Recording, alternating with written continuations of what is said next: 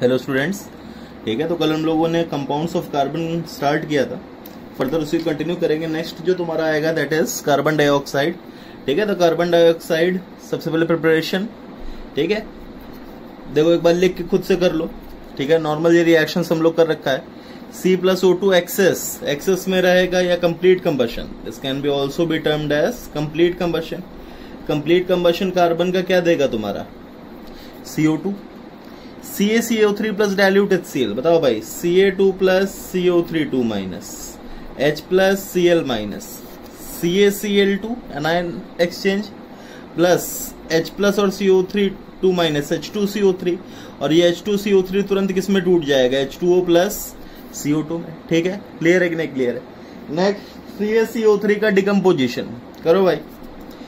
Carbonate है, calcium carbonate, decompose होगा, क्या देगा, ऑक्साइड प्लस CO2, ठीक है। थर्मल डिकम्पोजिशन में तुम्हारा करा रखा है।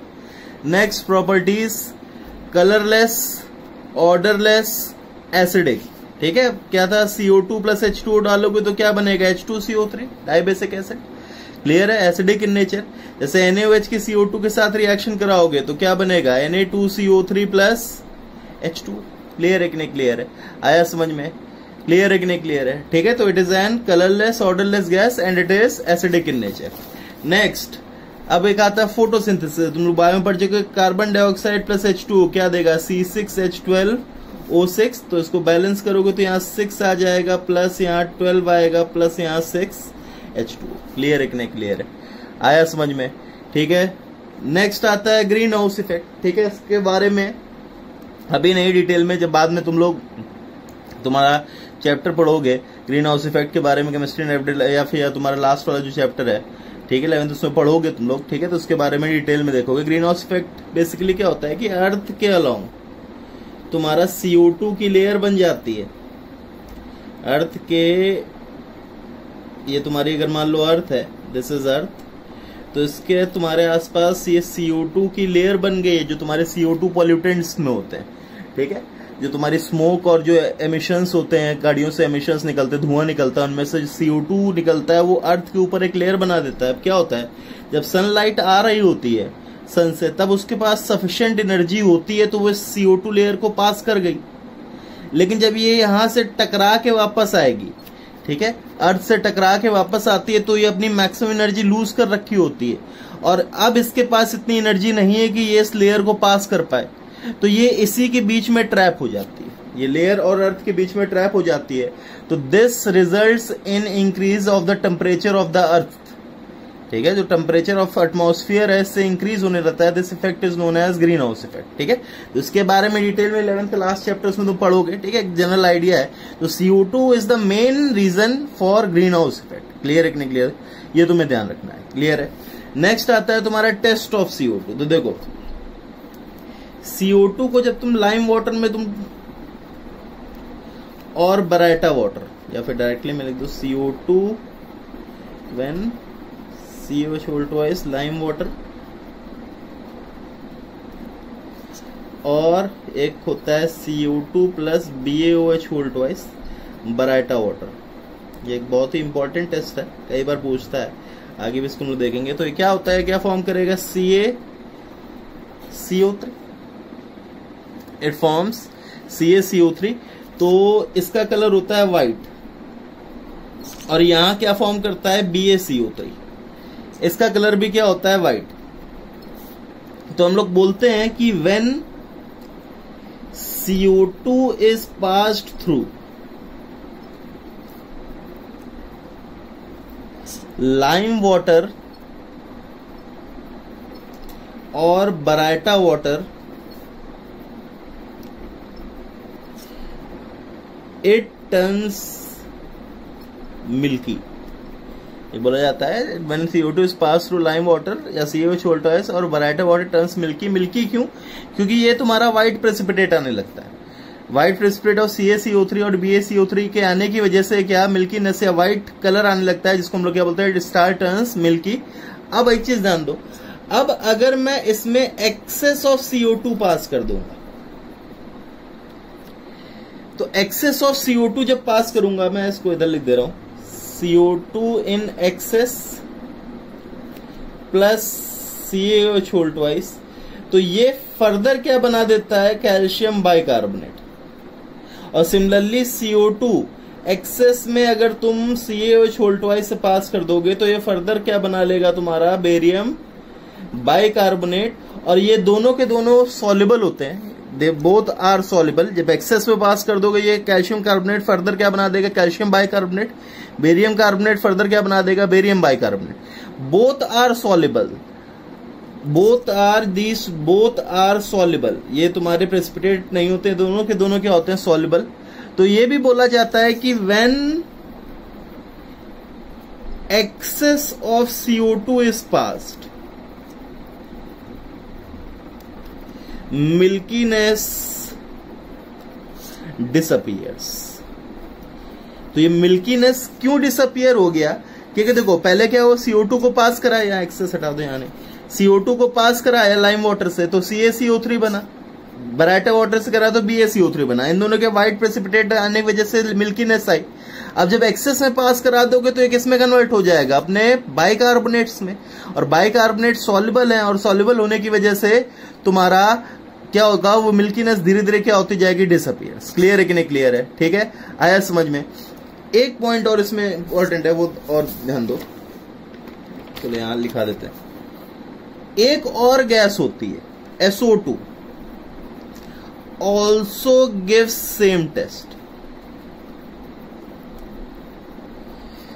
SO2 भी लाइम वाटर या बराइटा वाटर से पास कर, देखो SO2 को जब तुम लाइम वाटर से पास करोगे तो ये क्या बनाएगा, CaSO3। और बराइटा वाटर से पास करोगे तो ये क्या बनाएगा, BaSO3। इसका कलर भी व्हाइट, इसका कलर भी व्हाइट। तो ये भी फिर से वही होता है कि जब SO2 को लाइम वाटर से पास किया, बराइटा वाटर से पास किया, टर्न्स मिल्की। और सिमिलरली SO2 को जब एक्सेस SO2 को जब तुमने लाइम वाटर से पास किया तो ये क्या हो जाएगा, किस में कन्वर्ट हो जाता है, कैल्शियम बाइसल्फाइड। किस में कन्वर्ट हो जाता है, कैल्शियम बाइसल्फाइड। और SO2 एक्सेस को जब तुमने बराइटा वाटर से पास किया तो ये किस में कन्वर्ट हो जाता है, बेरियम बाइसल्फाइड। और फिर से ये दोनों के दोनों क्या होते हैं, सॉल्युबल। तो CO2 की तरह SO2 भी सेम टाइप का टेस्ट देता है कि SO2 when pass through lime water और baryta water it turns milky, and when excess of SO2 is passed the milkiness disappears. अब इन दोनों गैसेस में डिफरेंशिएट कैसे किया ये ध्यान दो, ठीक है, आया समझ में। तुमसे अगर मान लो क्वेश्चन आएगा, a gas when pass through lime water turns milky and when excess of gas is passed the milkiness disappears. अब इससे तुम्हें यह पता चल रहा है कि CO2 भी हो सकता है, SO2 भी हो सकता है, लेकिन इन दोनों के बीच में कैसे डिफरेंशिएट किया जाए ध्यान दो। तो एक चीज ध्यान दो, अगर तुमसे बोला जाए, देखो पीछे, अगर तुमसे बोला जाए SO2, यहां ध्यान दो, SO2 और CO2, यहां इसकी ऑक्सीडेशन स्टेट +4, यहां इसकी ऑक्सीडेशन स्टेट +4। CO2 की ये हाईएस्ट ऑक्सीडेशन स्टेट है, CO2 की हाईएस्ट ऑक्सीडेशन स्टेट है। तो अगर मैंने इसको किसी ऑक्सीडाइजिंग एजेंट जैसे K2Cr2O7 या फिर KMnO4 के साथ रिएक्ट कराया तो ये इसके साथ रिएक्ट नहीं करेगा। लेकिन SO2 की ये हाईएस्ट ऑक्सीडेशन स्टेट नहीं है, तो अगर मैंने इसको किसी हाईएस्ट ऑक्सीडाइज या तुम्हारे स्ट्रॉन्ग ऑक्सीडाइजिंग एजेंट के साथ रिएक्ट कराया तो ये क्या करेगा, इसको ऑक्सीडाइज कर देगा SO4 और खुद किस में रिड्यूस हो जाएगा, Cr3+।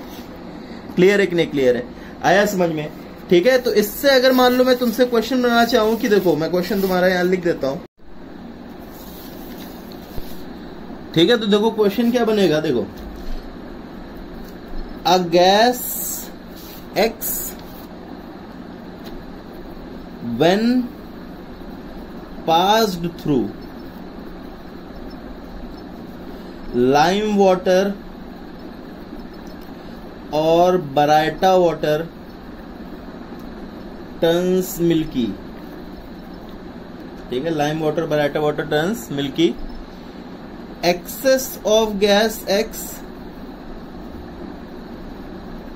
when passed milkiness disappears. Gas X is, अब तुम्हें ऑप्शंस दे रखे हैं, A CO2, B SO2, ठीक है, तुम्हें ऑप्शन दे रखे हैं gas X is A SO2, B CO2, C मैंने मान लिया H2S और D both A and B. तो इसमें करेक्ट ऑप्शन क्या होगा? D option, both A and B. Clear है? अब ध्यान दो, सेकंड क्वेश्चन दे रखा है कि ये पूरा लाइन रिपीट कर दो, पूरा का पूरा एज इट इज, ठीक है, यहां तक रिपीट कर दो. फिर further when gas X is treated with KMnO4, it discharges its color.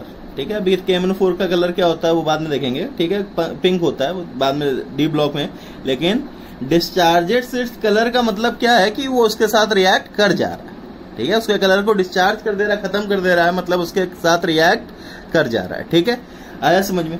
अब गैस एक्सिस, अब अगर तुमसे बोला जाए gas axis ACO2 BSO2 C H2S, तो अब करेक्ट ऑप्शन क्या होगा? तो पहले CO2 SO2 दोनों तेरे वहां तक अगर देखें, लेकिन अगर KMnO4 के साथ मतलब ऑक्सीडाइजिंग एजेंट के साथ रिएक्ट कर जा रहा है, मतलब तुम्हारा ऑप्शन क्या आ जाएगा? SO2. क्लियर है कि नहीं क्लियर है? समझ में आया? ठीक है, लाइम वाटर और बराटा वाटर को milky, both CO2 and SO2, both दोनों में एक्सेस पास कराओगे तो lime water milkiness will disappear. ठीक है, लेकिन SO2 ऑक्सीडाइजिंग एजेंट के साथ रिएक्ट करेगा, लेकिन CO2 ऑक्सीडाइजिंग एजेंट के साथ रिएक्ट नहीं करेगा. क्लियर है कि नहीं क्लियर है? ठीक है, नेक्स्ट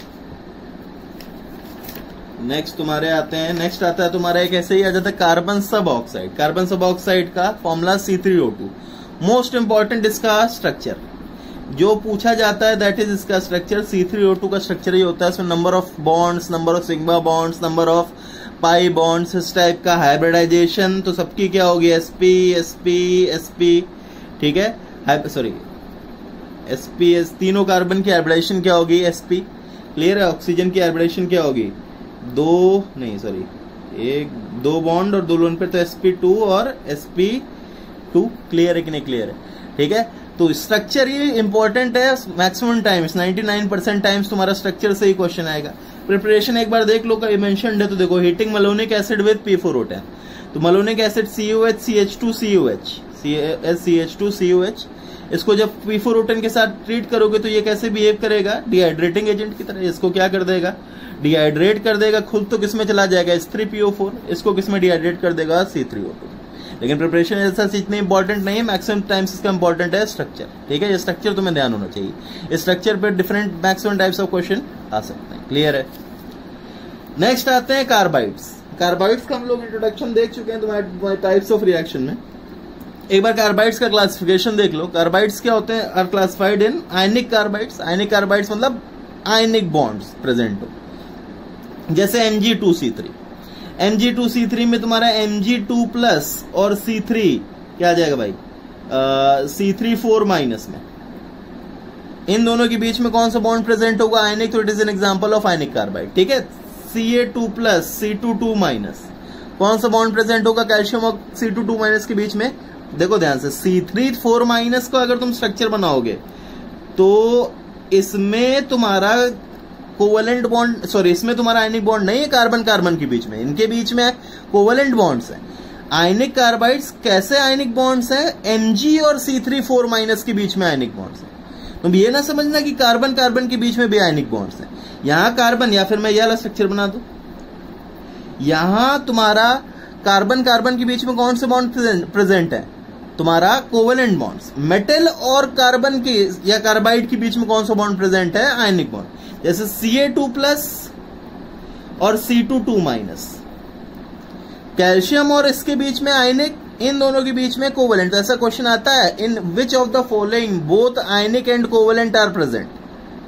तो इसमें कैल्शियम और C के बीच में आयनिक, सी और सी के बीच में कोवेलेंट, ठीक है। तो ध्यान रखना, आयनिक कार्बाइड्स मतलब जिसमें मेटल और कार्बन के बीच में कौन सा बॉन्ड हो तुम्हारा, ठीक है, ionic bond. Formed generally bye group 1, 2 and 13, सारे नहीं, जनरली। जैसे B4C beryllium carbide covalent carbide होता है, तो जनरली किसके फाइंड होते हैं तुम्हारे, एल्कली मेटल्स, अल्कलाइन मेटल और ग्रुप 13 के कार्बाइड्स। क्लियर है।